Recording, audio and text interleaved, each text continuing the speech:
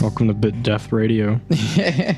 Right. I don't actually like calling it like a podcast. Like it's not called the Bit Depth Podcast. There's no the. There's no the. And there's no podcast. It's just this is Bit Depth. Like the whole of the thing is Bit Depth. I'm a fan. I'm a fan of it. Like, I mean, I don't know if Joe Rogan calls it like. He calls it the Joe Rogan podcast, but like officially the Joe Rogan experience. I don't know. I mean, he has enough listeners to not care about PR shit like that. So I guess the only podcast. Are we recording now? Yeah. Okay, good. The only podcast I like regularly listen to, and is yours on Spotify, right? Yeah. Okay, I need to follow you because like I follow two podcasts. One of them I don't listen to, and the other one is is Old Row Radio, and. You know what Old Row is? It's the it's this like demonic Southern fraternity Instagram conglomerate, and like the founders like a drunken Oklahoma State graduate, and like there's just these like weird guys in their like mid-20s, late 20s maybe, who own this conglomerate and just make money off of like dumb videos of people doing frat shit, which is something I respect. But they actually have like a mildly like interesting, I say mildly, and I like listen to it more than I listen to the radio, this podcast where they just talk about funny frat stuff. And like, you know, I wasn't in a fraternity or anything, but like I've had many friends, my best friends in college, and frat culture is just really hysterical and entertaining to me. It's like the missing link is what frat culture is. But I'm going to follow you right now. Okay, yeah. There you go. It's Bit Depth. There we go. I think actually like most people listen on Spotify. See, that's going to make it or Apple much Podcasts. Easier. So much easier because I'm used to listening to it. In fact, I'm going to listen to the Raglan episode tomorrow on my way to and from work. I'm just used to like listen to it on... I don't know why you used to put it on YouTube or like a podcast website. Right. Well, no, I put it... It's on everything. Now it is. Yeah. Last time I was on it, I don't think it was. But that was also years ago, so it's my fault. You also have an Android, and so it's like... Oh, yeah, it's a broken bug of mess. Shit, yeah. I've been wanting to get rid of this and buy a Chinese phone because like I have this weird moral belief that if I'm going to be buying like cheap Chinese bullshit, then it may as well be directly from the sweatshop workers instead of... the middleman that is American and European countries. Like when I think about like high fashion shoes, I think about only wanting to buy bootlegs at this point because I'm like, I want to buy it from the people. And like maybe there is a middleman there, but there's got to be like less of a middleman between like a guy who oversees the shop and Nike and Adidas. You know what I mean? Yeah. Which sounds weird. It's still immoral, you know. Those people are still working in horrible conditions, but but at least you're like trying to kind of help. Kind of, very minutely. But no, what I wanted to talk about, I guess, is that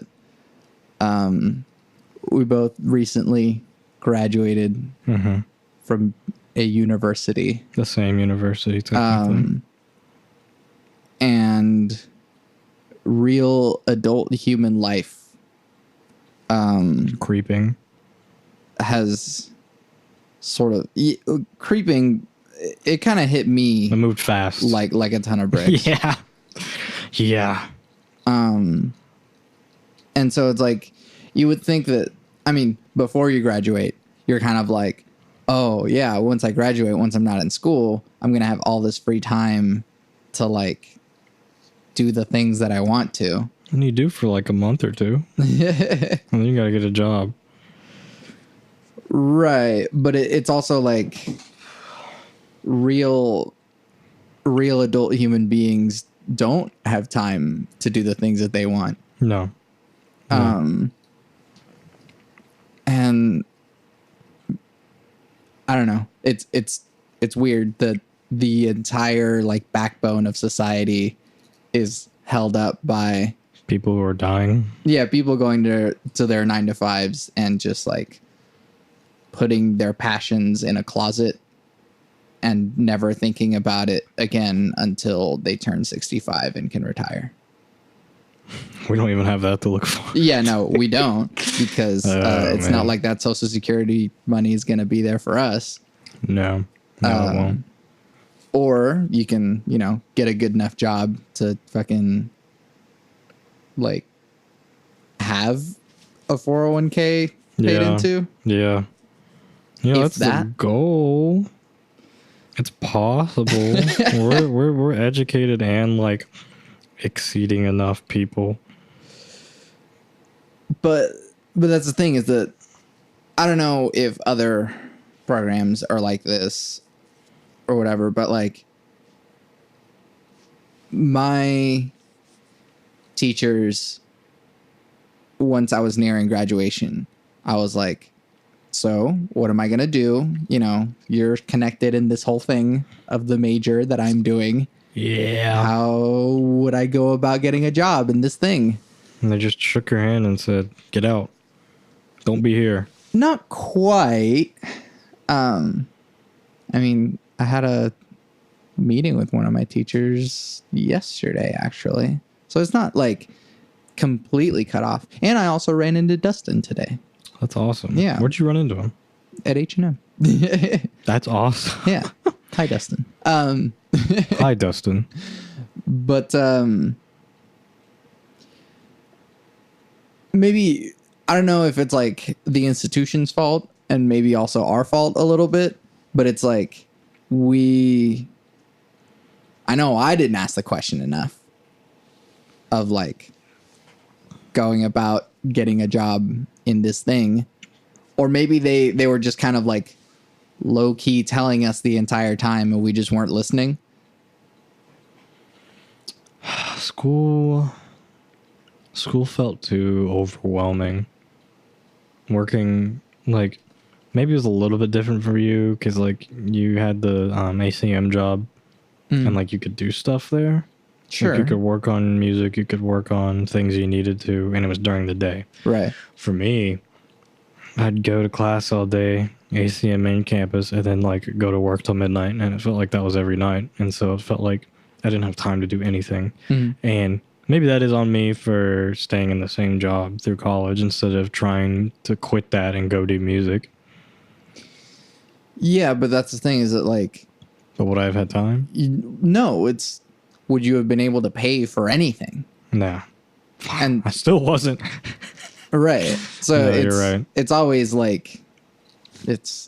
We have a plane that we're going on, and you can either go closer to the time side Or closer to the money side. Mm-hmm. But you don't get both. You either spend all your time getting money, or you spend all your money making time. But you don't get both. Yeah. And so it's like, yeah, sure, you stayed at that job and you couldn't quite like do homework on the job. But at the same time, it's also what made it possible for you to keep doing it and actually finish. Yeah. Yeah. Versus, I mean, I was lucky in that I had that ACM job, but I also spent all my time doing homework there. Yeah. And then once I was not at work, I was still just in class. There was like the times in between there are like trying to enjoy a human life with a girlfriend, then fiance, and friends, and then somehow trying to keep doing music as well. It is nearly impossible. So, I mean... I'll tell you this. I have an easier time balancing those things, working full-time, than I did going to school, which is weird because I felt less... Maybe I feel less stressed now because things are on a set schedule. And so, like, I can at least... Even if I go, oh, I only have so much time during the week because I work, 8 to 5 every single day. Right. At least I know those evenings and those weekends are free, and I plan everything around that. Yeah. When I was in school, it was like everything was changing like every 3 months. Yeah, exactly. And the fact that like also ACM is the type that like you only have one class per week. Yeah. So it's not even like a strict routine. Mm-hmm. It's very loose. Half the time you don't even have to show up. ACM, I do not regret going to ACM whatsoever. No. Like I could have done engineering. I probably would have done engineering at Oklahoma State if ACM didn't exist, because I wasn't going to do music at a state school. But the program, I don't regret it at all. So many people go through and just like complain, bitch, and moan, and bellyache. It's like, what did you think you were going to school for? You think you're going to become Robert Plant? You think you're going to become Katy Perry? Like, you're in Oklahoma. Get a reality check. That entire point of that school was a reality check. Yeah, and I mean, someone recently asked me, because he's going to, hi, Michael. He's going to ACM soon for production. He was like, how do I get the most out of ACM? And I was like, talk to your teachers, for one. Pretty much. Use those office hours and use that studio time. Yes. Yeah. And already you're going to be like far better off than a lot of the other sort of rich parent jerks that like think that they'll just be a pop star overnight. Yeah. Because you got to do the effort. Yes. And you know, I did spend time talking to teachers, but what I didn't spend enough time doing was using that studio time. Me too. 100%. 100%. My problem with that, you know what was creatively draining about ACM? It was not the teachers. It was not the classes. It was 100% the other kids. I mean, you're talking like a few hundred people probably enrolled in that school.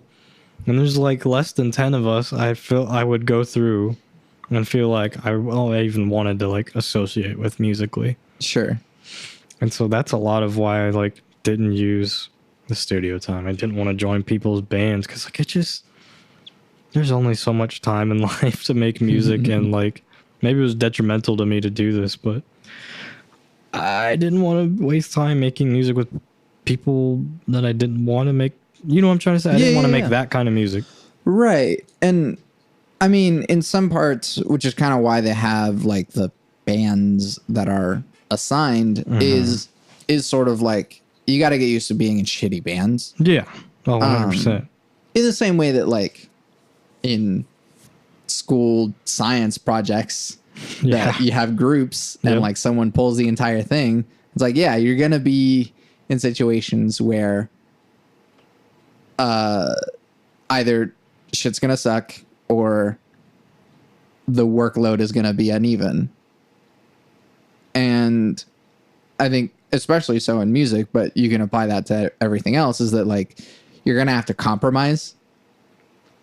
And you know, sometimes shit sucks. So I mean, yeah, in the school bands, it's like, hey, we're doing this song. You're like, man, I hate this song. Well, I mean, but you gotta learn it. I'm like, yeah, I get it. All right, I'll do it. But yeah, I only have to put up with that in a class. I only have to put up with that if I'm gigging full time, eating ramen, and you know, struggling. Yeah, I have a job. I mean, it's not like a luxurious job. It's better than any job I've ever worked, and it's paying me more than if I was trying to gig full time. That'd be miserable. Exactly. And so that's why I feel like I can pick and choose, because now I really only have so much time. Yeah.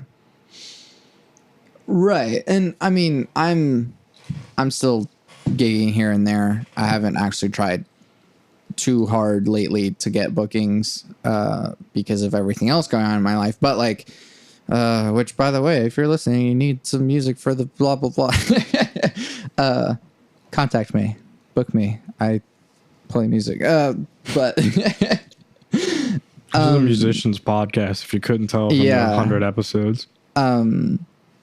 It doesn't have to be a musician's podcast, but it's since I'm a musician, most of the people I talk to are musicians. So that's the context. But I don't know. It's the same thing for anything else. If you have a passion for drawing, if you have a passion for freaking making sculptures or something, like if you plug yourself into the matrix, as I've kind of been calling it, is you're gonna be drained from 8 a.m. to 5 p.m. And then once you get home, you don't have the energy to even pursue that passion. Yes. And not to mention all of the other responsibilities that come up if you buy a car or house, are in a relationship and have kids eventually, then the dream is dead. And so it's like, unless you spend every free moment of your time chasing that dream, the dream is dead. And I know of some people that they're trying to keep lying to themselves that the dream isn't dead, and that every once in a while they're like, ooh, cool, I'm excited about this. But then they like fall right back in. And then it's like, yeah, no, I've just been busy. I'm just getting home and like binge watch some TV and then go to bed. Been guilty of that past couple weeks. Right. No, I have too. Twin Peaks is, everybody watch Twin Peaks. Yeah. I mean, I've been binge watching Westworld. Yeah. So like fucking, I'm not immune to that either. But I mean, like, if this is the entire backbone of society, we're fucked. Like, I know I say this a lot to people. I don't know what's next, and I don't think anyone can predict what's next, but we're not going to recognize it, and it may not come in our lifetime. I mean, there has been some strange changes to that formula of like wake up in the morning, go to work, watch TV, go to bed. I mean, some people add, after work, go to a bar. Some people add after work, go do some physical activity. But like, the internet has changed things. There are people who can make their entire living through streaming content on the internet, be it YouTube or Twitch or Mixer or whatever it is. And that's a weird thing. But it's different. Right. In a good way. And I mean, there are people that have like tens of thousands of Instagram followers. And they're just influencers now. And that's a job, I guess. Kind of. It's empty. Don't let those boats and like extravagant hipster food places fool you. Those people are empty. Right. That's how we get Firefest. And that extreme, and that's probably why influencers have become so prevalent, because like you have this army of the rest of humanity that's like drained by their 9-to-5 job, and then they look at these people and go, that's the life I want, even though the dream for me died a long time ago. But if I could just take part of that, then maybe the dream. This is really bleak. But I mean, yeah, and that's how we get Firefest. Yeah. Which is hysterical still. Right. Or even just like, I don't know if you, a friend showed me a video of like Coachella. Mm-hmm. And it was someone just like walking down the dirt. And it was just like pods of people everywhere taking selfies. God. With like the stage in the background.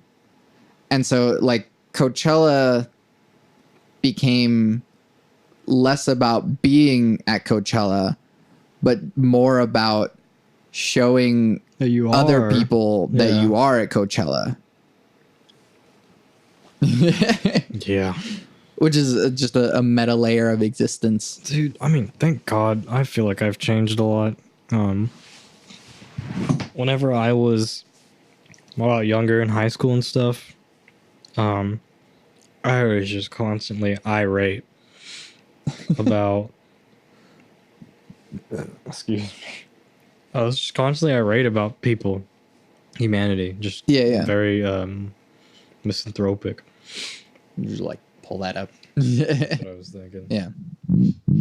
Yep. That good? That's sound. Yep. You can edit that part out. Yeah, I was just super misanthropic and obsessed with how much I hated how people were, but like, I don't know, I feel like I've grown way out of that, and I'm like, I don't give a shit about people. I can do what they want. Doesn't bother me. Leave me alone. Yeah. I'm not saying there isn't a concern. There should be a concern with the state of humanity, but it's a one that is a slow burner. Like, I know the Area 51 thing is like a month away, but could you imagine if everybody remembered it and you have like a couple hundred people show up to that? That would be like humanity breaking. Like, I really like think like that'd be a lot for everyone to deal with, that people can just on a whim show up for a meme on top secret government property. Yeah. That's crazy. Yeah. It's funny. That's a way that humanity's changing, is like we're just becoming more erratic and postmodern. Right, but I think it's also the fact that so many of us are dissatisfied. That's why. Oh yeah. That's why it's like, oh, I'll take some time off work to fly to Area 51. That's a thing that I'll do that will make me feel alive. I won't vote, but I'll go to Area 51. Well, no, that's the thing. Those people did vote, and they voted for Donald Trump because it would be funny. People? Oh, well, yeah. Yeah, you got a point. All right, if you're going to Area 51, please don't vote. Yeah, I guess. Or just, sign up as a independent and then vote for Andrew Yang. Please. I talk about politics on this podcast sometimes, but vote for Andrew Yang. Other than that, no, I think that the Area 51 thing, until you have to vote for Bernie. Just don't vote for Biden. For the love of everything. Vote for anybody but Biden or Trump. God, that poor man's brain is collapsing upon itself. Yeah, he needs to just stop. He's been having a rough couple weeks, hasn't he? Which is gonna get rougher and rougher. Oh yeah, and just the more things that he says, the worse putting his foot in his mouth. Yeah. He called like black people like the poor kids or something to some school. Oh, Joe. No, I think it was poor people can be as smart as white people or something like that. Yeah. Yeah. It's like, all right, we get what you mean, and we also get what you mean. Yeah.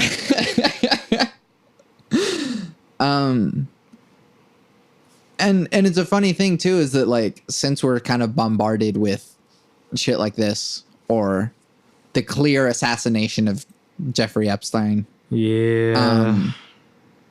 That like, we're not even surprised anymore. No. Everybody saw that one coming, and it happened anyway. Right. And I guess you could call it a suicide if like technically him saying he would comply was his suicide.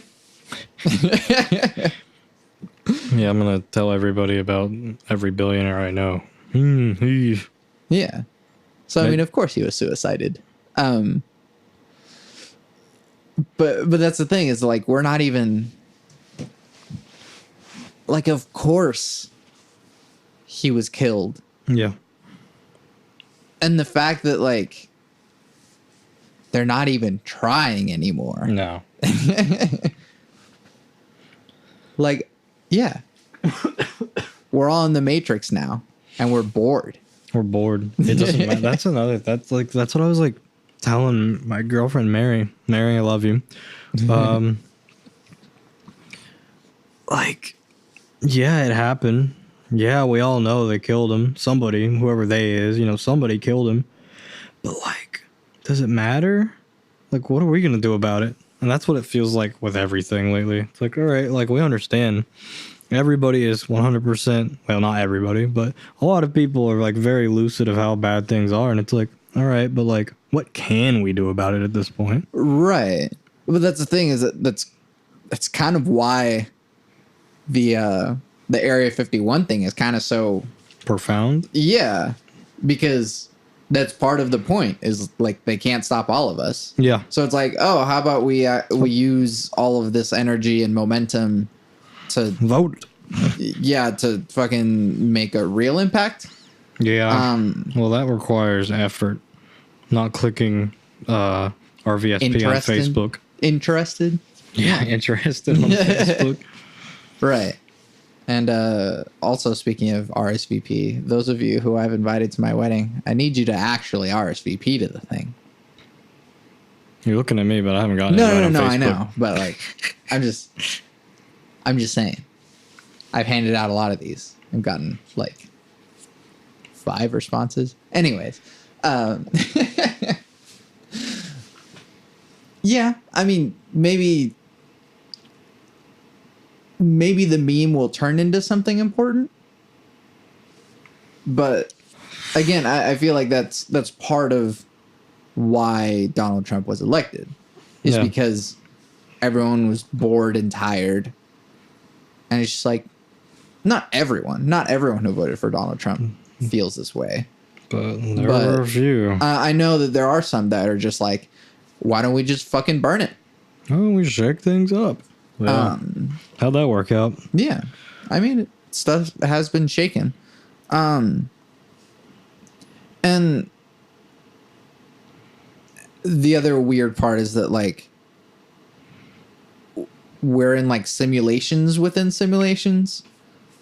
Like, I am fairly liberal and progressive, and so the stuff that comes across my internet stream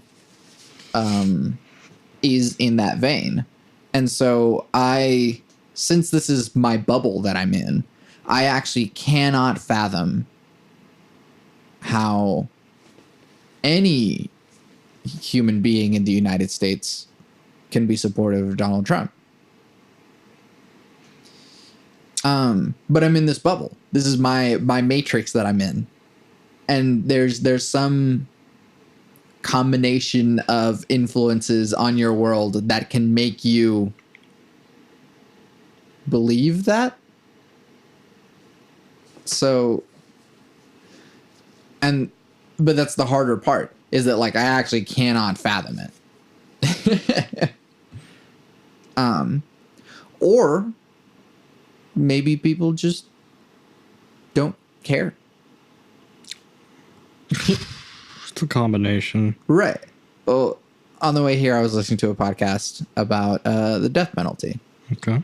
And apparently, overwhelmingly in the United States, people are, not overwhelmingly, but they cited 60% are in favor of the death penalty, which is much more aggressive than others. Well, no, like, are in favor of the death penalty. It's much more than I thought would be. Yeah.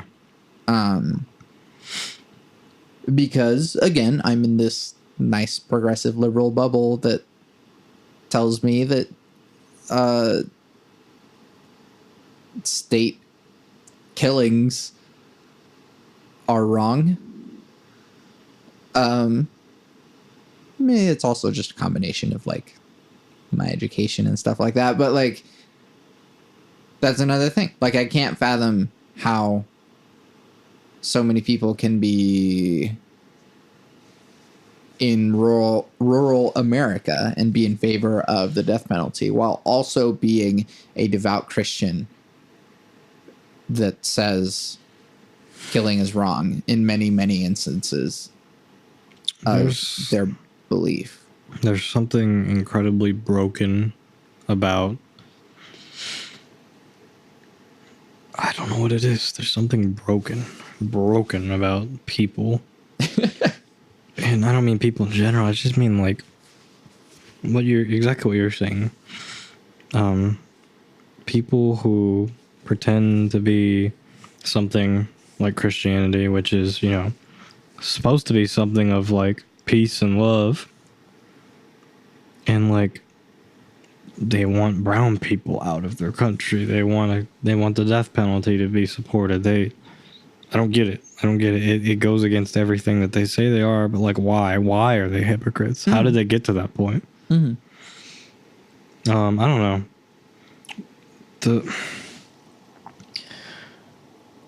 Just the long-standing, blood-soaked base, foundation of modern society is white supremacy. Sure. And there's something about that, the creation of the other, that has driven these people. Yeah. To act the way they do. They don't even know it. And like it affects more than just like white people acting like that, Christians acting like that. I mean, it affects everybody. It gets in your head in a subconscious way. It affects everybody. Yeah. And I don't know, like maybe it's also hard for them to put themselves in someone else's shoes. And maybe I'm just more empathic than most people, I guess. But like, I can't remember which white supremacist dude that my dad sent me a clip of, but he was like, yeah, no, like white Europeans are the ones in power and we want to maintain that power, blah, blah, blah. And it's like, oh, you guys are threatening my power, that I've had for so long. And yet they don't realize that that's what they've been doing to everyone else. Yep. For the rest of history. For the rest of history. And it's not like I'm not on the side of like, oh, we should just turn the tables completely and let's just do white slavery or like white genocide, because there are people that believe that, and that's pretty fucked up. It's but nonsense. But they're in the minority and they're crazy. Yeah. However, there was a much larger percentage of people that were okay with black slavery not more than 200 years ago. You're right. And there are still people, a large number, an astounding number, that believe that certain people are of greater or lesser value. Yeah. And that's more of like a moral standpoint, I guess. You know what it is. And I know that not everyone thinks about morality as much as I do. However, nobody thinks about morality.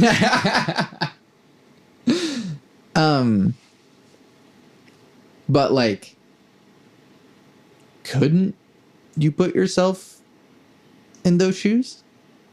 Just a little bit. There's too many factors. There's too many veils, too many walls.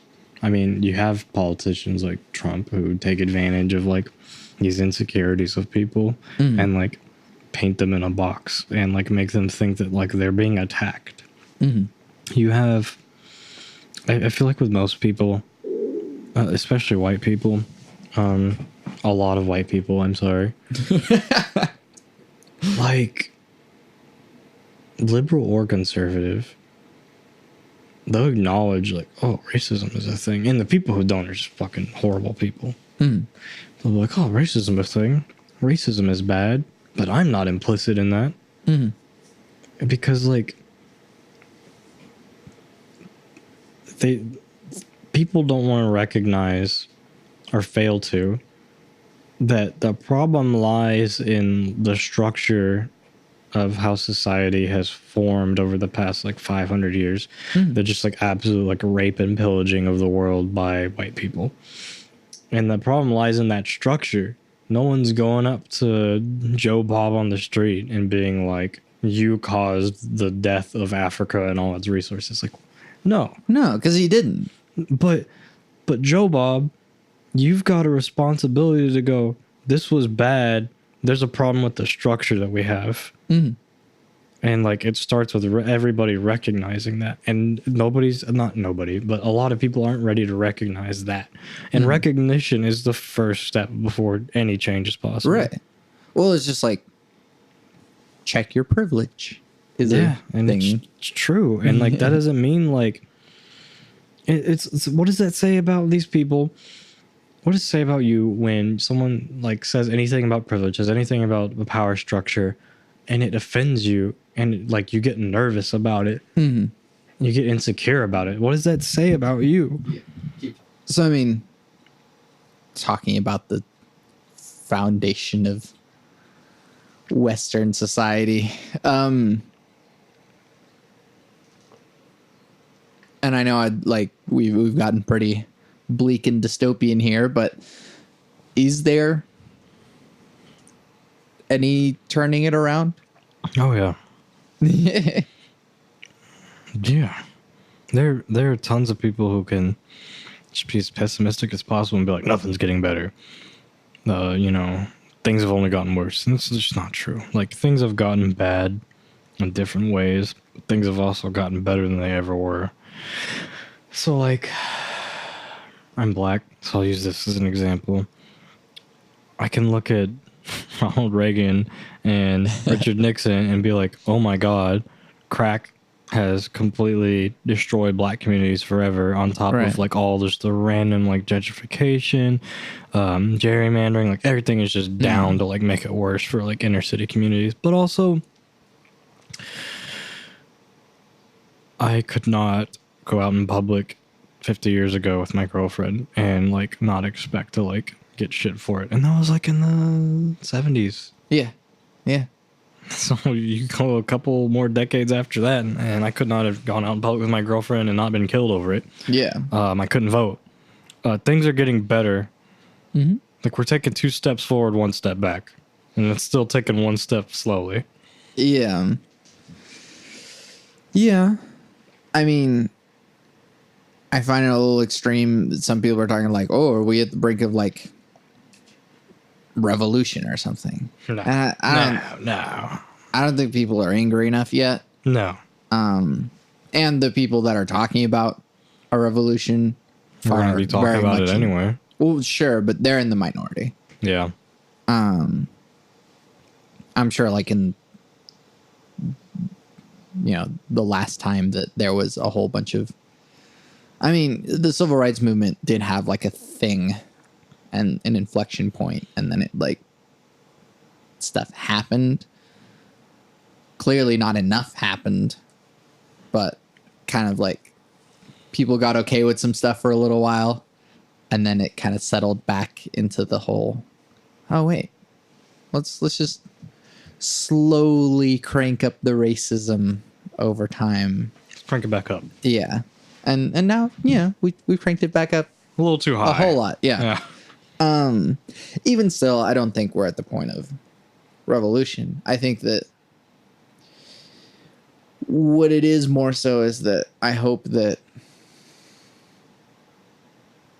people can be a little bit more connected, because that's kind of the hard part about what the internet has done to us, is that we're both extremely connected and not connected at all. Yeah. So I mean, I don't know. Talk to humans face to face. Try. Yeah. But I think another thing, it's a luxury I don't think that some of our grandchildren are gonna afford. Yeah, maybe like VR or something will sort of be a placeholder for that. I don't know. We act like, oh, it's impossible. Human interaction is gone. But like, I've made like many great friends through talking to them on voice chat on Xbox Live and Hell yeah. group chats, and it's still there. It's still there. Yeah. I mean, with gamers being scapegoated in the media, not equal to, but similar to immigrants, then, you know, maybe gamers will rise up. Gamers, rise up. There's a specter haunting America. Yeah. You know, this podcast is going to be called Living in a Society, right? We are living in a society. We do live in a society. Have you ever seen that? The Costanza clip? He says it like at least 2 times throughout Seinfeld. No, I haven't. We are living, like, straight up says we are living in a society. And one of them is like, doesn't even make sense. Like, nobody will. Maybe it does. Sometimes Seinfeld hits a little too hard. Like, he's like at a train station or something, and no one will tell him the time. No, like, there's a clock on the wall, and no one will tell him the time. And he just gets mad and yells, "We are living in a society." Yeah. And that just hits a little too hard. Yeah. Yeah. But it's stupid. Sure. I mean, that's a weird thing too, is that we've gotten so connected that everyone's on their phones, but it's like sitting on a train or something. Yeah. Like nobody talks to anyone. No.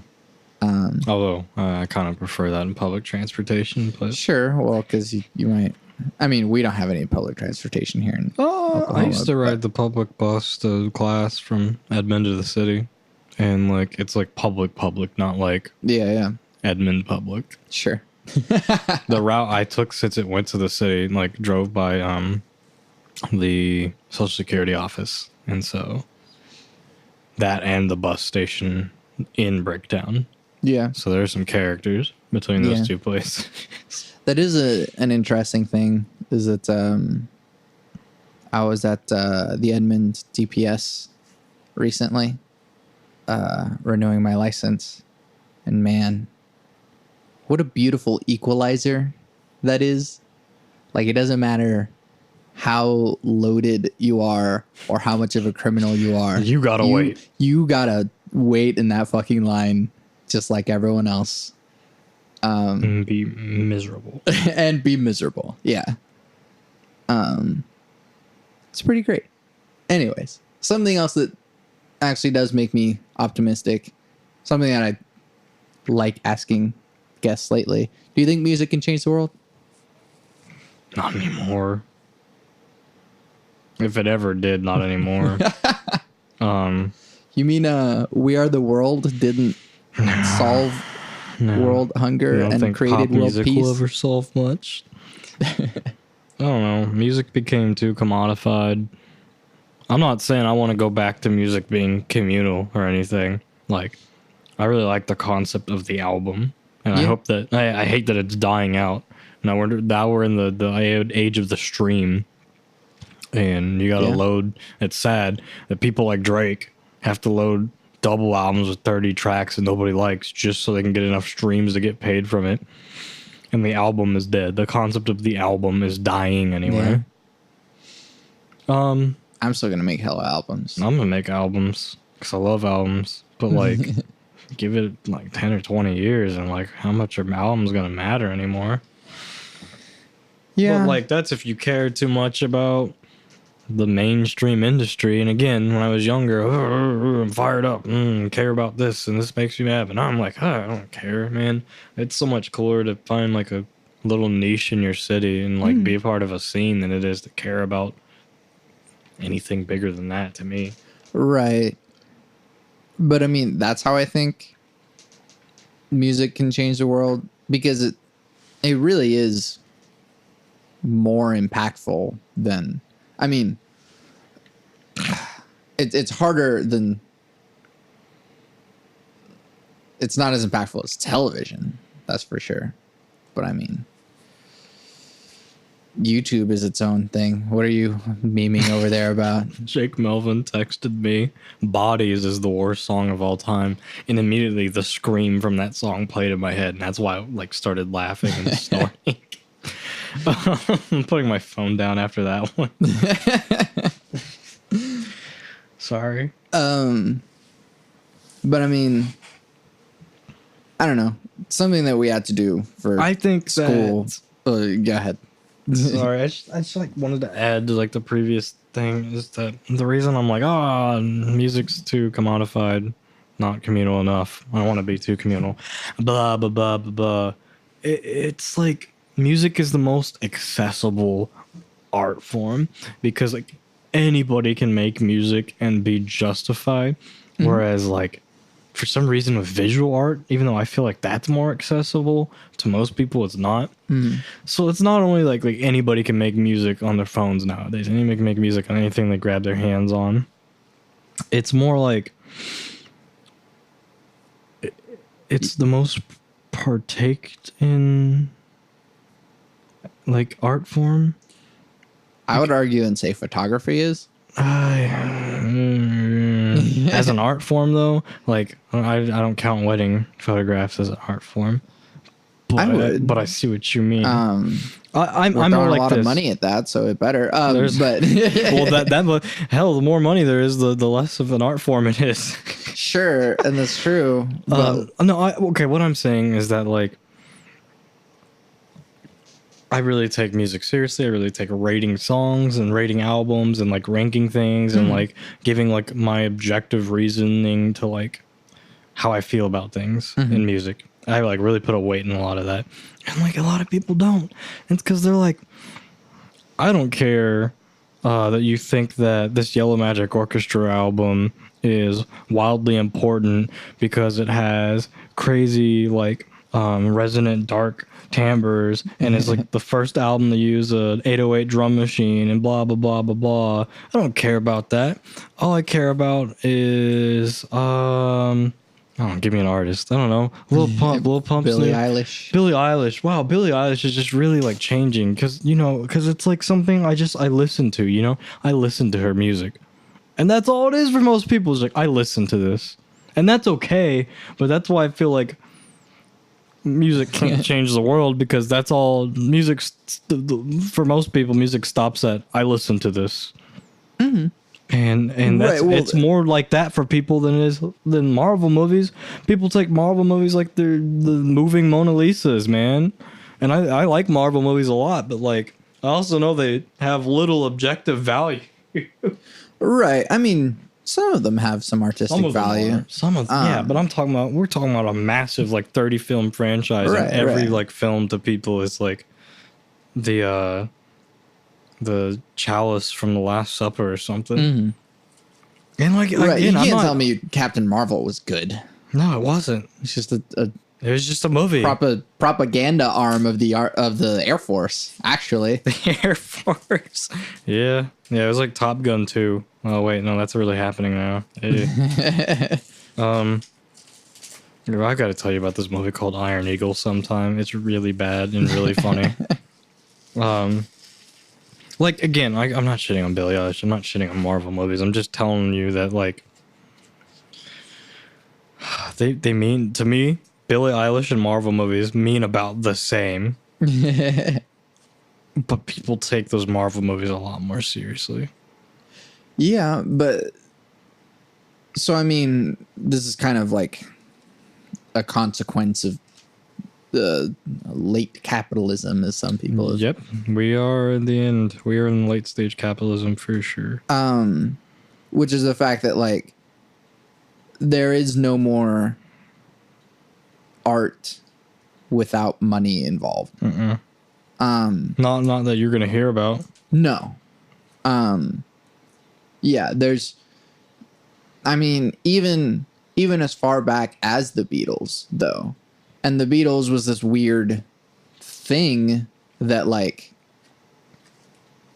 somehow musicians this good actually did get Loaded. the spotlight. Yeah. Of the world. And that's the thing is that, like, conveniently enough, not conveniently, but, like, they're good because they did the work. They spent a lot of time in that German bar. Super lucky. At the same time. Right, yes. They could have been in that German bar forever. And yet, cool. They got lucky. Mm-hmm. They did their job when they got that luck. Right. But nowadays, everyone is like any of the people that anyone has heard of nowadays is just a product that has been manufactured by some marketing arm of a record label. Yeah. And dude, that's why Billie Eilish is like the ultimate like modern day Zoomer pop star. Because like she so clearly is just this like product that I really I don't have a problem with her. I have a problem with the fact that her parents just like turned her into like a product and went, we homeschooled this kid. We're just gonna like use our money and like just like promote her. And it's like, what? Like, you don't want your kid to have like genuine, and maybe she does, I don't know, but like there's something different about Gen Zers compared to like millennials to me, and she's like the ultimate like just disconnected example. Well, they were born in the Matrix. Yeah, and she didn't do anything wrong. She was just unlucky to be born in the Matrix. But yeah, that's the thing. It's like, what do you do now to make money with music? You become an Instagram influencer is what you do. Yeah, and it's not about the music anymore. No, it's just about the image. Like electronic YouTube. It's just people going, hey, look, let me film my hands touching these knobs and these boxes. And it's like, no one actually cares about the music that's playing or what goes behind the programming even of like the sounds. Like people go, oh, my Octatrack. You see that Octatrack? Wow, that's a $1,400 instrument new. Wow, this person's touching it and I can see it. And that's just part of the capitalist obsession in this like death throw that we're in. Right, but I think it's like we're in like a vicious cycle of or spiral of like, what is the thing that we want to listen to? And obviously like the 70s and 80s are back. Right. Stranger Things. Yeah, exactly. Y'all like Egos? Those were in the 80s. You can find Remember synthesizers? Yeah. Yeah, we used to have synthesizer tracks on everything, and it sucked, but like it's cool now. Yeah. Which, you know, dude, props to Stranger Things guy for making my music cool again. By the way, I score films. Yeah. And I'm working on scoring a short film for my friend in Ohio. Cool. It's going to be pretty awesome. He's pretty much giving me like free reign to do whatever I want. Do it. It's great. I also score films. Please hire us. Yeah. As we shit on everything that you love. Billy, if you're hearing this, let me score your home films.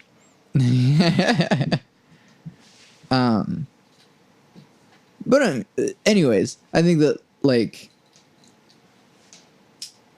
what people are listening to is because someone is telling them to.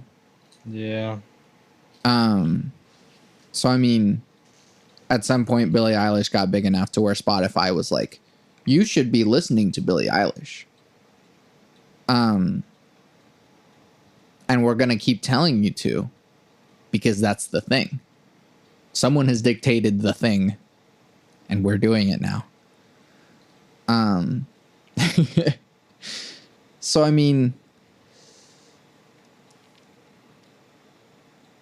I don't know. I do want there to be a future of music. Something that I've been asking people lately on the podcast is what is the sound of the future? Because as far as I can tell, with musical ideas, we were done with musical ideas with John Cage 433. Now we're just making new sounds. Yeah. No, that's exactly where I was going to go with that. Because people obviously aren't going to accept something outside of these 12 tones. Yeah. Maybe. So that's no. Hey man, people like Aphex Twin because of his microtonality and King Gizzard. They do it sometimes. Yeah. Right. Scales. Like as far as theory goes, it's over. Like we've learned all we need to learn, but that's okay. We don't need to go any further. There's a lot. Sure. I mean, I guess maybe to some people, I've like gone through to the other side, and I'm looking at music theory, and I know that there's more that I haven't discovered, but I also know what I don't know. You know what I mean? Yeah. And I see that dark area there, and I'm like, yeah, I know that that's there. I don't care. So it's like, yeah, now we're just onto new sounds. And I don't know what those new sounds are. That's why I've been into like so much noise lately. Because keep going. What? Let's keep going. Oh yeah. Well, because noise is the newest thing to my ear that is beyond just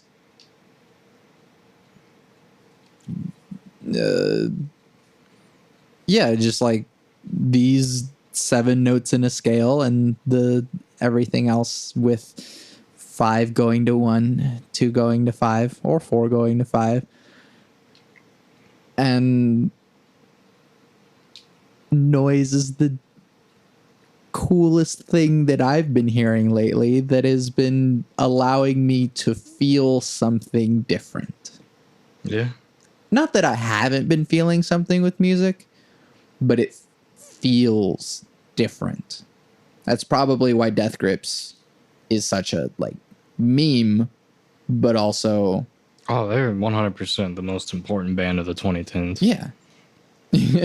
Because they're making something different. And it's actually different. People go, oh no, industrial hip hop exists. No, it's not the same. Like they're really doing something different. They're not doing straight noise hip hop. They're not doing straight industrial. They're doing something like new. Like nothing sounds like Death Grips until after Death Grips. To me. Sure. There's a reason Bowie was listening to Death Grips when he made Black Star before he died. There's a reason he talked about them. Beyonce as well is a big fan of. Dude, that picture of Death Grips with Robert Pattinson at a Beyonce concert is one of the treasures of life. Robert Pattinson is on a Death Grips album. He played the guitar on Birds on government plates. Yeah. So he's an unofficial member of Death Grips, and he's made quite the career turnaround from Edward the Vampire to fringe member of Death Grips and like art film actor extraordinaire. Yeah, and Batman. Yeah, he's made an Batman likes Death Grips. Yeah, that's incredible. Yeah, and the thing is too that if you think of Batman would like Death Grips. Yeah, he would. Yeah. Because, I mean, what else is going to appeal to the torment of the madman that wears the mask other than Death Grips? It's great. I love how, I don't know, the DC movie maker guys, but, like, they were real mad at the one guy for a while because, like, he made Batman, like, a moody psychopath. And like Batman versus Superman and stuff. Batman is a moody psychopath. I know. But people are like, what? Why is he not like a model good guy superhero? Why is he acting like an asshole? Because like if somebody was really Batman, they'd be crazy and they'd be an asshole. Right. But he still has a rule of no killing. That's why that fucking sucked. It's not great to betray a character's ideals, especially whenever you're doing so many other homages to the comics. That's what was. I hope Than doesn't hear this part and get mad at me. I think Than would appreciate certain things about all of the DC movies, even if no, he wouldn't. We love you, Than. Yeah. But anyways, new sounds. What's the sound of the future? The sound of the future is the combination of acoustics and electronics, which is something that has been going on the past nearly century. Well, no, I'd say century. It's almost been a century, and we're still not there yet. What year was Silver Apples of the Moon for this? If you haven't looked up Silver Apples of the Moon, it's the... I mean, that's 67. Yes. It was the first electronic composition to be commissioned and released on a record label. And then there's the band Silver Apples that came like a year later in tribute, who are also one of the first like electronic acts. Yeah. We're talking late 60s though, but there was experimentation with stuff like theremins before that. Yeah. Forbidden Planet has like the first, or at least the most important beginning film score that's like electronics, and those are like people in labs. Yeah. Electronic technicians, not musicians. But no, so like one album I always point people to is called Velocity Design Comfort by Sweet Trip. Yeah. Such a good album. And it's like I've spent many years studying that album, and now I get it. And it's like they combine shoegaze with like ambient IDM glitch music, and like that's insane, and like nobody's really done it since. And it's crazy because like that's what I mean by you have the timbres of shoegaze guitars, real instruments, you've got people singing, but you've also got like the unpredictable aspect of glitch. You've got the programming of like 90s electronic music, and that's like a new thing that like people still like aren't caught up to that yet. If rock isn't gonna die, that's where it has to go. Rock is dead. I know. But I'm saying if it wants to come back, if it isn't going to die forever, it has to embrace electronics. We actually talked about this the last time that you were on. Rock is dead. And nothing's changed in the past 4 years. I mean, Death Grips, they're a thing. They've always been a thing. They've been a thing since the last time I was on here. Death Grips has come close. What else? What else is even... Vaporwave was a cool organic thing. I mean, it's still... But it was based around nostalgia. Yeah, but like, okay. Still is based around. So let me expand we have to combine electronics and acoustics. We have to think about timbre and feeling. And Vaporwave was based entirely around nostalgia and timbre and feeling and like what it elicits. And so my favorite album of all time, Music Has the Right to Children by Boards of Canada. Amazing songwriting, amazing compositions, but what really makes that album crazy, and like I know it was purposeful, is just the feelings that are elicited by just all the random things thrown together, like children's voices with like low rumbly synthesizers and like dusty old like hip hop beats. I mean, like, it's all really, like, meticulous in, like, what they're trying to, like, get out of the listener. And I feel like... Orange. Yeah. I feel like a lot of people, when they make music, don't think about what is the listener getting out of this. A lot of people go, I want to tell a story. I want to say something, which is fine. There's nothing wrong with that. That's how I make music. But, like, when I'm thinking about getting in the driver's seat, I'm going, what can I make something feel? I do both, but yeah. Yeah, I mean, yeah, you do. You have to. You have to. And that's like what I'm saying, like going forward, like we've got to think about eliciting feelings. We've got to paint albums and songs like they're movies. We've got to really like framework it. Which is an interesting thing that like the movie industry has expanded, or at least dying. Have you seen in the same way that the economy has sort of expanded outwards, as in the big movies are getting bigger and the small movies are getting smaller. Have you seen Once Upon a Time in Hollywood. No. It's basically like Tarantino's. Hey, remember Hollywood? Just kidding. This isn't really Hollywood, but like also like movies used to be made with care, and that's kind of dead now. Yeah. But here's a feel good like Right. thumbs up. Like, you know, we can still make movies with feeling if we want to. Yeah.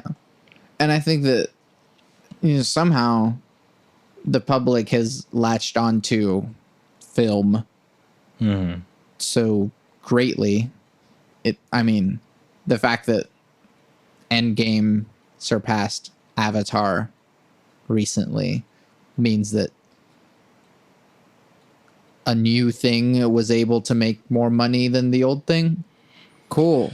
God, yeah, that's all we think about now. But at the same time, it does mean that people appreciate. Do they? Okay, let's talk about like the top 3 grossing films that people have talked about recently.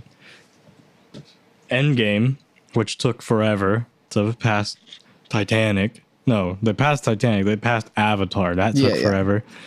And now people are going Lion King, the remake of Lion King, the lifeless remake is now the 3rd most grossing film by Disney. And I'm like, how? Why? Because everyone had to see it. So think about this. Again, it's like you have a movie directed by Quentin Tarantino starring Brad Pitt and Leonardo DiCaprio. 10 years ago, that would have been world breaking. I mean, he's done it. Kurt Russell. Yeah, Kurt Russell's in it. I mean, it has all kinds of people in it. Al Pacino. And it's like, none of those stars mean anything to people anymore. No.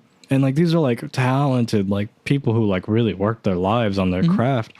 And that means nothing anymore because people want to go look at like really bad CGI lions of like, that is like a lifeless remake of a very beautiful animated film. And it doesn't even make sense why people would want to see that. Right. But I also think that like,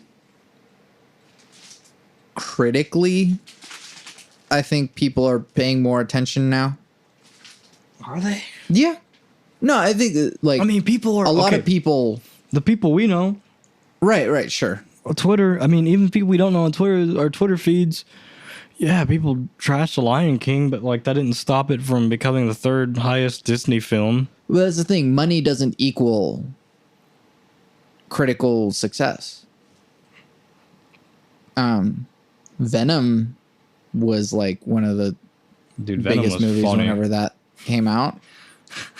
So I mean, yeah, that was an objectively bad but funny movie. But that's the thing. It's like if people will go out to see the same thing with like memes. Memes can just be straight up garbage, but they get shared a whole lot. That's why like 40-year-old moms share Minions. But that doesn't mean that it's good.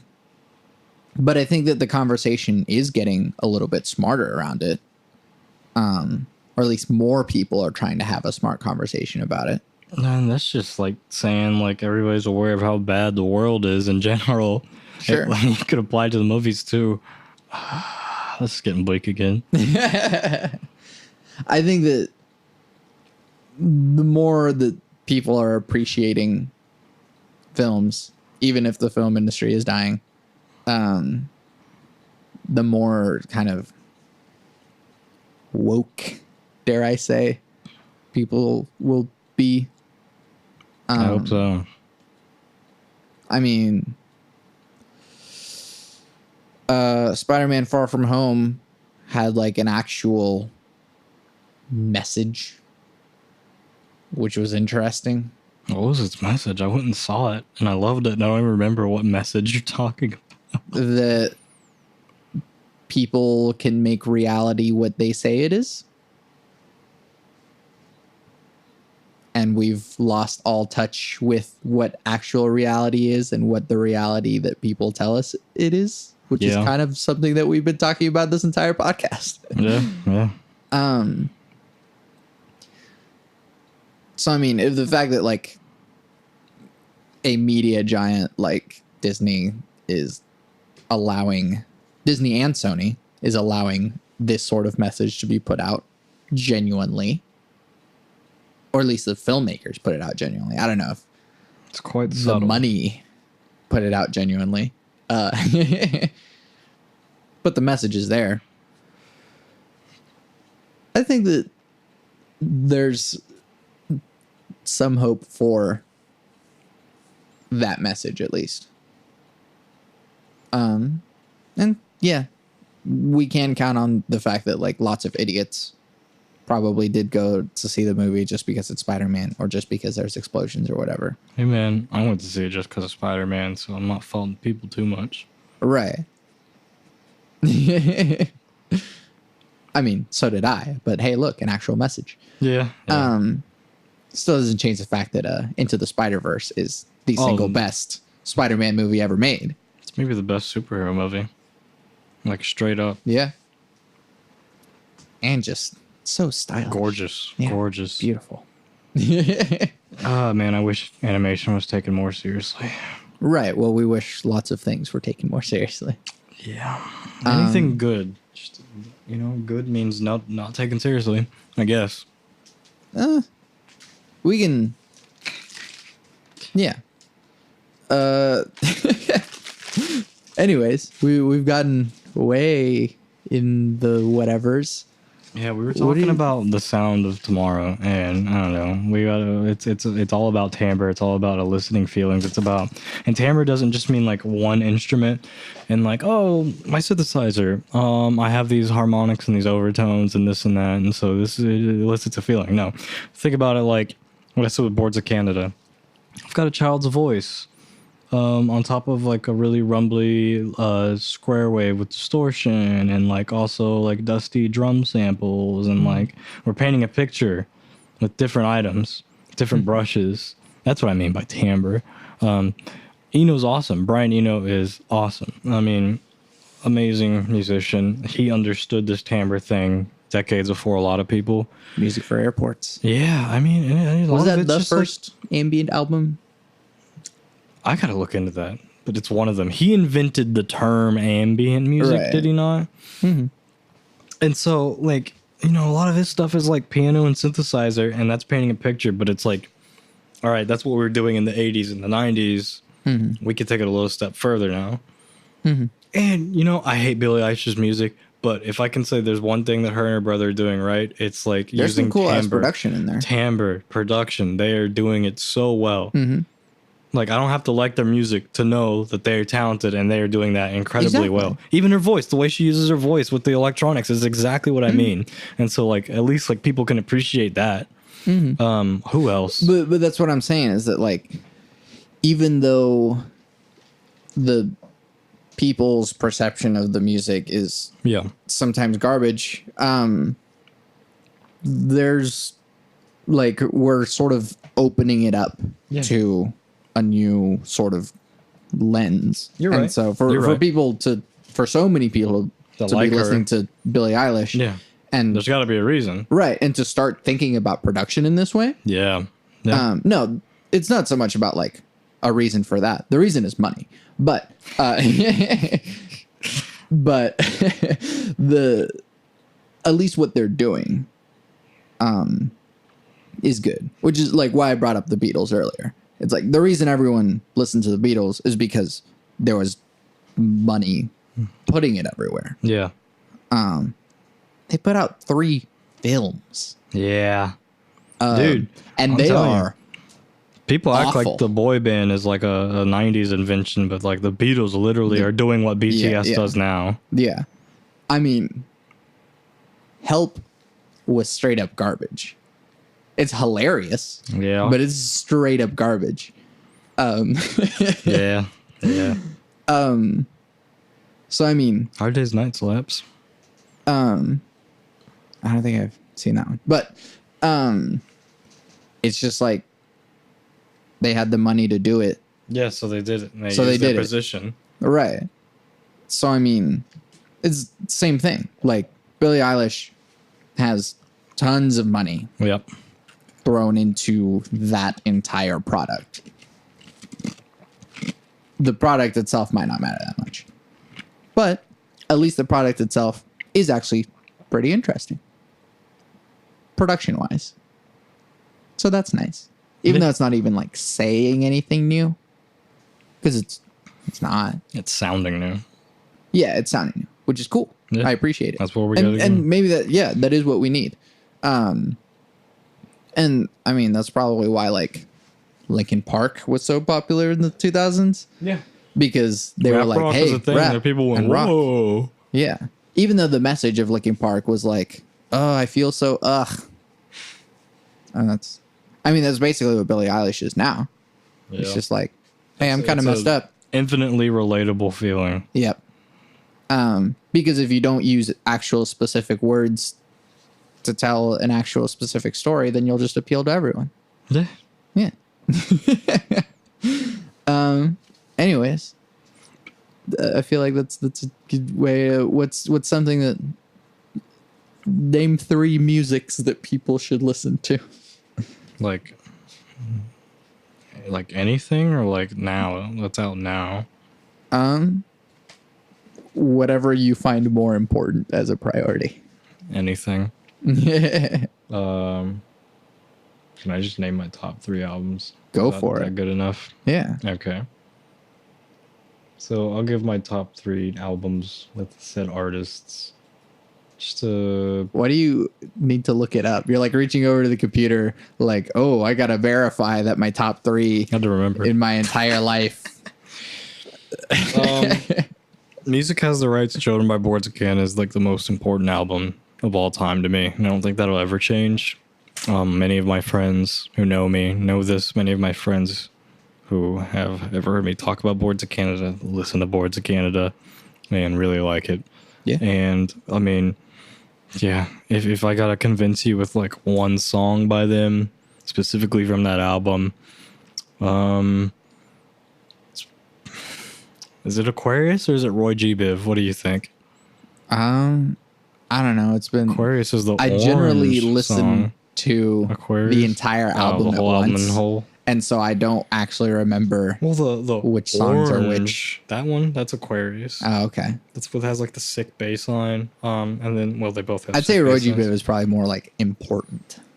Listen to Roy G. Biv. Think about just listen to it and listen to all the textures. Listen to the rumbly SH 101 bass line that takes it out. The pretty like piano samples, just the vague children talking through it. It's just a really beautiful sound, beautiful song. Music Has the Right to Children. It's one of those albums where it has a title you think about. It's like, it's not asking, does art deserve to be removed from the artist? It's like saying like art deserves. Yeah. I mean, it's also funny, which is interesting. Funny. You say it's funny? I mean, it's kind of funny. I love it. They just like inverted the phrase. Children have the right to music. Music has the right to children. But it's so true. Music doesn't have rights. That's the funny part. But it does. art does. Art does have rights. There's a lot of good art made by horrible people, and then there's like a lot of like mediocre art made by horrible people that just isn't excused. Like Kanye, you've really slowed down, man. Like I can't listen to Kanye. I can't listen to him anymore. I used to love him, and like there's just something about his music that just his early music's still good. Right. I just still don't listen to it though, because I no, I'm with you. Him as a person so much now. So much now, and you have to really get out of your way for that to happen. Kanye.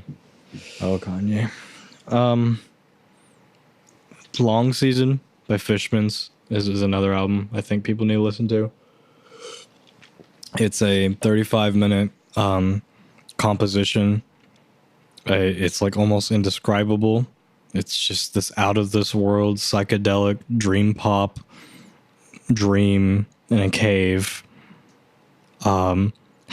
It's an impossible to describe album. It features a lot of like dub style electric bass playing with like insane synthesizers, and like I think they I own it on vinyl. It's like the only vinyl pressing ever, and I like stalked Japanese websites for like 2 years to get it. What was it again? My brain went somewhere else. Long Season by Fishmans. Okay, yeah. No, I did hear it. It's like, it's just a pretty in the the fold, the inner sleeve or whatever, like they're in front of a cave, at least the instruments are. So I think they recorded a lot of it in a cave and it sounds like it. Cool. And it's just like one of the prettiest like song journeys I've ever heard. And it used to be my favorite album, but like I think I relegated it to 2 because Music Has the Right to Children has had a bigger effect on me as a musician. But like Long Season is something that I feel like everybody needs to hear. And again, that's one of those like a lot of my friends are into Fishmans, listen to Fishmans, love it because of me, because of talking about Long Season. It's a very likable band and album. Now, cool. My third album is a new addition to the top 5, and it kind of leapfrogged over a couple albums. And I didn't rate it for years because like I'm a Yellow Magic Orchestra worshiper. I think they're like the most important electronic band ever, and like I really like get sad when people try to like relegate them as just being like a second. What's the word when like second rate, whatever. Second rate, not the first choice. Oh, sure, yeah. People just like think about them like that to Kraftwerk, and it's like they're not even like similar in any way. Like Kraftwerk was like making like your primitive, not primitive, but like simple. No, I don't mean simple in their music style. I mean like the synthesizers they were using were way different. They were like European, like kind of primitive synthesizers, and they were making simple music, but like what they were doing was really important. But like Yellow Magic Orchestra was a band of like 3 like wildly talented, like from wildly different background session musicians who met a guy who was rich and obsessed with these like electronic synthesizers. They were coming hot off the presses in Japan. Like they had access to like the latest Roland stuff, way before everybody else, and they took advantage of this by like learning it before everybody else and like really like digging deep. And they're more like Kraftwerk, and I think that's the problem. Is their first couple albums, they are like Kraftwerk, and that's what people have only heard. But their mid-career, those like next like 3 or 4 albums are like insane. Like the jump they made from like 1979 to 1980, 81 is a massive jump in musicality and like technique in programming a new era of like instruments. So with that, what's your number 3 though? What? What's your number 3 though? Oh yeah, I got into talking about the band. Well, it's their album BGM, background music, and it's anything but. It's just this like it's filled with like just the craziest synth sounds you've ever heard, but also like really good like experimental songwriting in contrast to their pop. Like they're still pop musicians, but they're like mainstream pop oriented first couple albums. This is like a total like workshop and experimentation, and it's a really fantastic album that I think everyone should hear, just to like hear something you've never heard before. I don't think a lot of people will ever like the album like I do, but it's like something that you'll never hear anything like it. Yeah.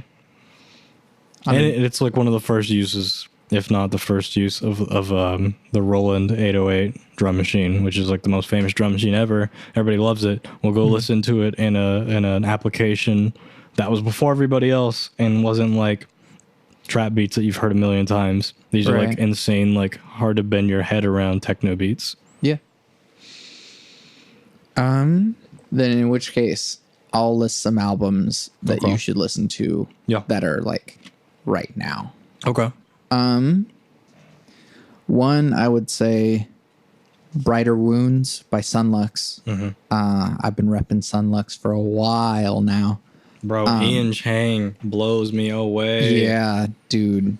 That swing, his swing is insane. Anyways, I can't wrap my head around his drumming. I love it. I love it. I love it.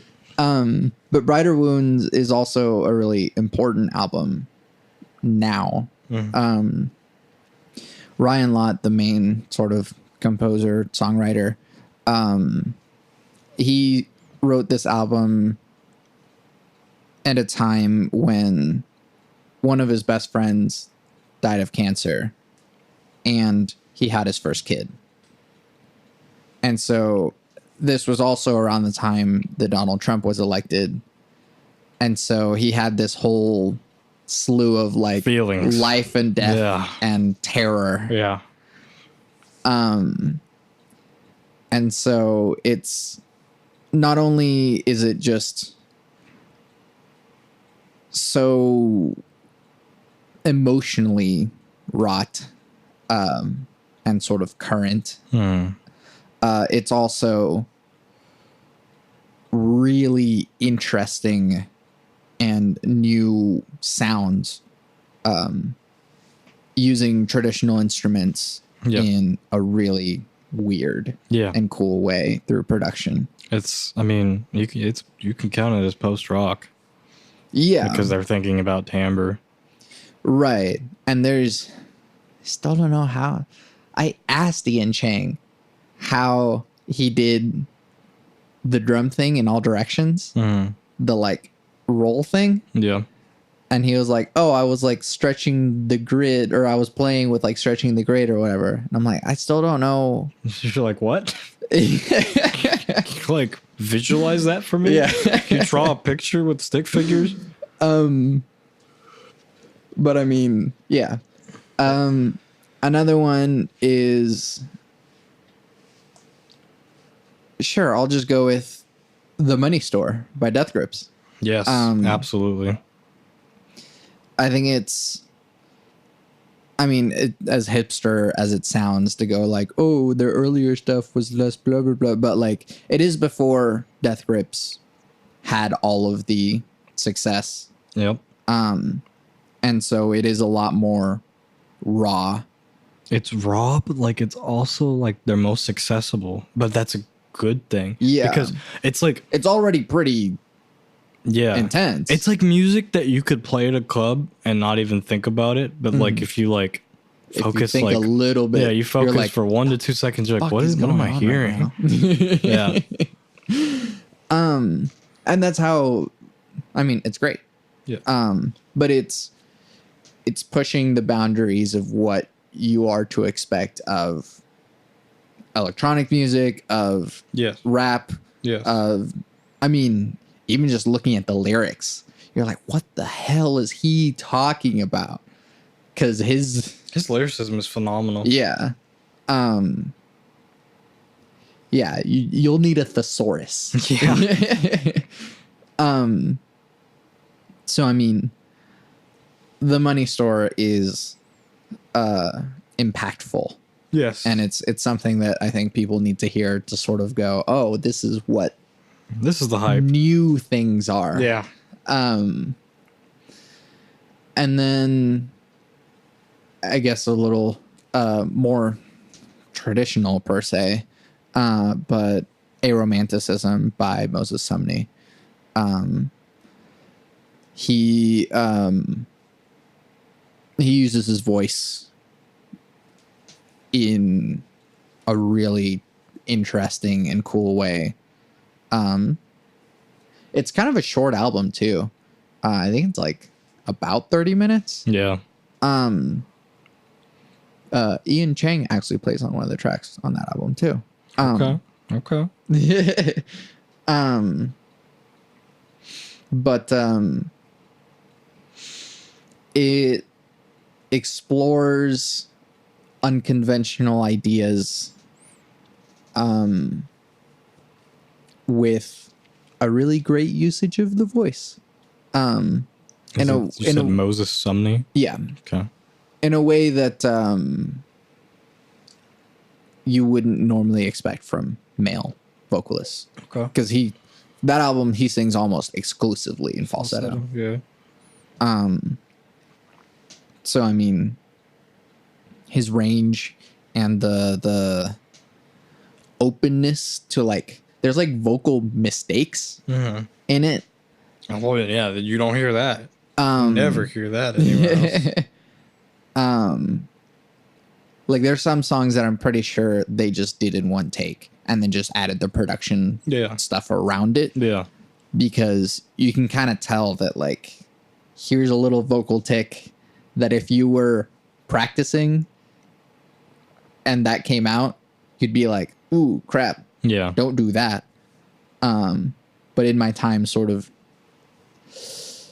absorbing the album, I've sort of wanted to figure out how to do some of those things. So it's a cool thing. And there's a lot of interesting stuff in there. Moses Sumney, I think, is a voice towards the future as well.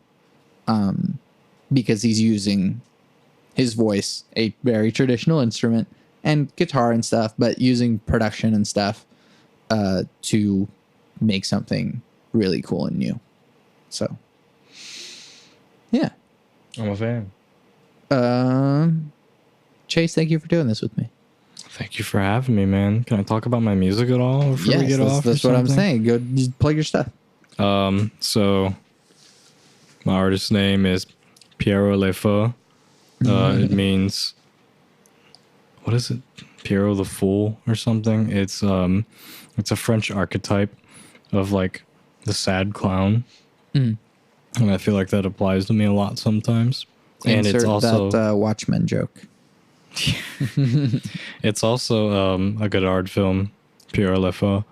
And it's just a postmodern French New Wave assault your senses kind of movie, but like also like the archetype, the character, the idea of like the sad clown in the modern world. It's just, I feel like it fits me in my aesthetic, in my like musical themes. You can find me, either look that up, you know, I'll have to send it to Santiago how to spell it because it's French, but you can also find me at soundcloud.com/thechampton, and you can find pretty much all my social media at the Champton. Yep. Yeah, I make a lot of wild electronic stuff. I'm experimenting. I'm trying to write music to actually like write an album where I'm like singing and stuff, rather than just like a bunch of like demo throwaways that I make in my free time. All right. But which track do you want at the end of this? Which track do I want at the end of this? Can I send one to you? Yeah. We'll figure it out after the pod. Okay. But there will be a track. There will be a track, and it's gonna be sick. And yeah, hope it's not Borrowed Time, because that's the track that everybody loves, but it's really old. So we'll try to find something newer. Yeah. That's me, Pierre Le Fou. Come catch me at a random hipster's house in Oklahoma City, playing against my will, kidnapped by angry krautrockers. Sure. And maybe at some point I'll kidnap you and get you to play drums. Some point. Yeah. Once again, thank you for doing this with me. I'm Santiago Ramones. I'm Chase Hampton. You can find everything that I do on my website, santiagoramones.com. The latest thing that you can listen to of mine is Machinations, which is on my website, santiagoramones.com/podcast/machinations. I need to make a shorter URL for that, but you know, that's where it is right now. So do that. But that was my master's recital, which was 2 years in the making, with a whole lot of electronic stuff, choir pieces,